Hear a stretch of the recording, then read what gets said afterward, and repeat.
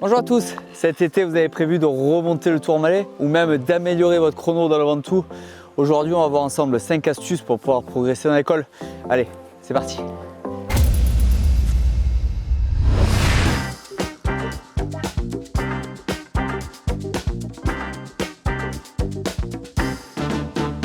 Le premier point pour être sûr de vous améliorer en montée est déjà de choisir le bon braquet. Car maintenant, chez les fabricants, il existe tout type de braquet, de plus en plus gros. Et l'important, en fait, quand on prend un col, est de pouvoir maintenir une cadence correcte. Une cadence correcte, c'est aux alentours des 70-80 tours minutes. C'est une bonne fréquence quand même de pédalage. Pour ça, assurez-vous d'avoir la bonne cassette ou les bons plateaux à l'avant. D'avoir une cassette en 32 ou 34, honnêtement, si on aime l'école et qu'on veut s'améliorer dans des grands cols reconnus, ça peut être une très bonne solution. Voilà. On pense à la cadence et on garde un rythme soutenu. Allez, au magasin. Oui, parce que monter sur le gros plateau, ça vous assure peut-être un certain style, mais bon, ça va vous faire forcer beaucoup plus et vous n'irez absolument pas plus vite. Assurez-vous une bonne cadence, c'est vraiment la meilleure solution. Deuxième point, si vous voulez vraiment progresser dans l'école, c'est de rouler en danseuse. La danseuse, on le rappelle, c'est le mouvement lorsqu'on est debout sur les pédales et où on balance son vélo pour pouvoir utiliser son poids et appuyer ainsi sur les pédales. C'est un mouvement qui est très efficace en montée car forcément ça compense la pente. Pour travailler ce mouvement de plus en plus lorsqu'on n'est pas habitué, il vous faut trouver une petite montée et augmenter progressivement votre durée en danseuse, justement debout sur les pédales. Au début, vous allez pouvoir commencer par 1 minute, 30 secondes, 1 minute, 2 minutes et finir à 5, 10 minutes, 20 minutes, même pour les plus ardus, les plus motivés. Autre chose aussi, une erreur fréquente qu'on peut faire quand on roule en danseuse, au début, on a tendance à augmenter son cardio, faire un sprint. Non, si vous voulez vraiment progresser dans un col, il faut que lorsque vous êtes en danseuse, votre cardio soit stable. Il ne faut pas qu'il vous fasse monter directement dans la zone rouge. Donc voilà, c'est des petits tuyaux. Mais travaillez votre danseuse, ça vous fera travailler votre gainage aussi. C'est pas plus mal, c'est un exercice vraiment complet. Bon allez, je vais vous montrer ça, mais en attendant, je vais profiter de la descente quand même.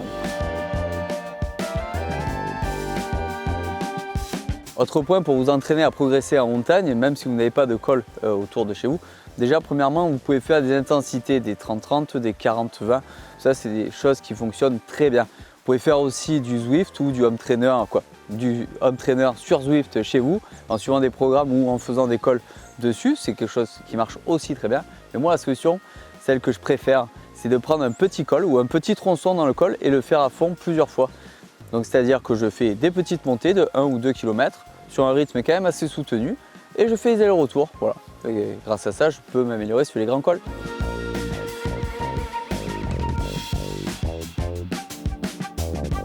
Autre point, si vous voulez vous améliorer dans les cols aussi, il vous faut travailler la force. Pour travailler la force, là pour le coup, vous allez devoir rester assis sur la selle, mettre un braquet beaucoup trop gros pour avoir une bonne cadence, c'est-à-dire il va vous falloir avoir une cadence assez lente, aux alentours des 60 si vous avez un capteur de cadence.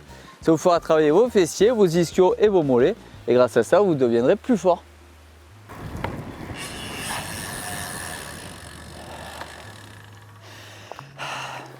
Un dernier point, si vous voulez vraiment améliorer votre temps dans un col, il faut gérer votre rythme. Il ne s'agit pas de partir à fond, de vous arrêter au milieu et de finir avec vraiment très peu d'énergie au ralenti en zigzagant dans un col.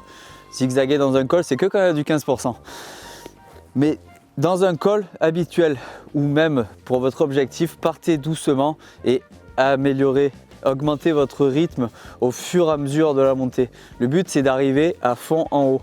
Si vous voulez vous améliorer là-dedans, prenez un col pas très loin de chez vous et démarrez doucement et visez une accélération progressive jusqu'au bout du col. C'est-à-dire qu'à 2/3 du col, hop, vous vous dites là, j'accélère et je vais finir à fond jusqu'au sommet. Si vous n'y arrivez pas, raccourcissez un peu la distance et si vous y arrivez, augmentez-la et au fur et à mesure, progressivement, vous améliorerez. Pour connaître facilement où est le sommet d'un col, si vous ne le connaissez pas parfaitement, vous pouvez toujours utiliser votre compteur avec la fonction col de montagne.